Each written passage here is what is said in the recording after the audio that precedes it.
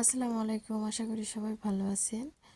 তো এখানে পিঠা বানানোর রেসিপি নিয়ে চলে আসলাম। এখানে চাউল গুঁড়া করে নিয়েছি। চাউলের গুঁড়ির এর মধ্যে 1-2 চামচ লবণ দিয়ে ভালো করে মিশিয়ে নিচ্ছি। তো এখন ভালো করে এগুলো মেশানোর পর কুসুম গরম পানি দিয়ে হালকা কুসুম গরম পানি আস্তে আস্তে এখানে দিয়ে দেব। তারপর এগুলো ভালো করে মাখিয়ে নেব আস্তে আস্তে। হ্যাঁ, এগুলো আস্তে আস্তে মাখিয়ে অল্প অল্প পরিমাণে পানি দিতে হবে। একটা ডো তৈরি করব। প্রথমে একটা খামিরের মতো তৈরি করে তারপরে অল্প অল্প পরিমাণে পানি দিয়ে এটাকে পাতলা একটা ডো তৈরি করে নেব। তো ভিডিওটি দেখার আগে একটা লাইক দিয়ে ভিডিওটি দেখা শুরু করবেন, অনুরোধ রইল। এটা কি পিঠা কমেন্টের মাধ্যমে জানাবেন। আমরা তো এটাকে ভেজাই না পিঠা বলি আর কি, রস পিঠা। আচ্ছা, এখানে আরও কিছু বেশি পরিমাণে পানি দিয়ে এটাকে ভালো করে মাখিয়ে নিচ্ছি।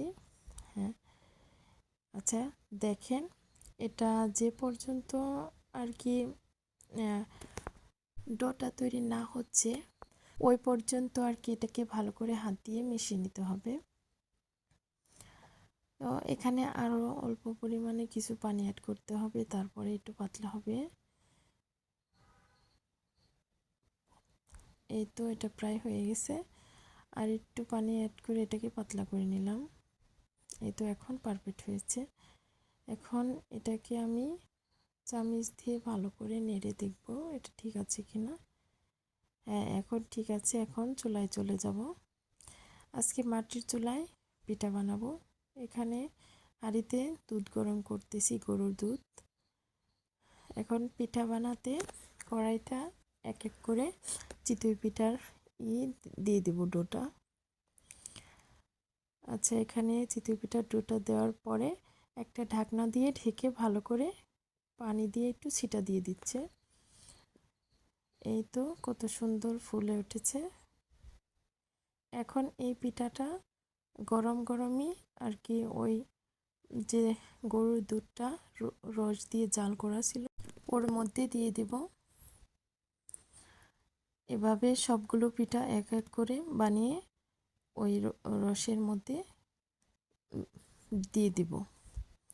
তারপর এটাকে 2-3 ঘন্টার জন্য রেখে দিলেই পিঠাটা ভালো করে ভিজে যাবে, রস পিঠা হয়ে যাবে। এটাকে আমাদের এলাকায় রসে ভেজানো পিঠা বলে, রসি পিঠা বলে, পিঠাও বলে। এই তো পিঠা হয়ে গেছে, এখন খাবার পালা। তো ভিডিওটি কেমন লাগলো কমেন্টের মাধ্যমে জানাবেন। ভালো থাকবেন, সুস্থ থাকবেন, আমার পরিবারের জন্য দোয়া করবেন। আল্লাহ হাফিজ।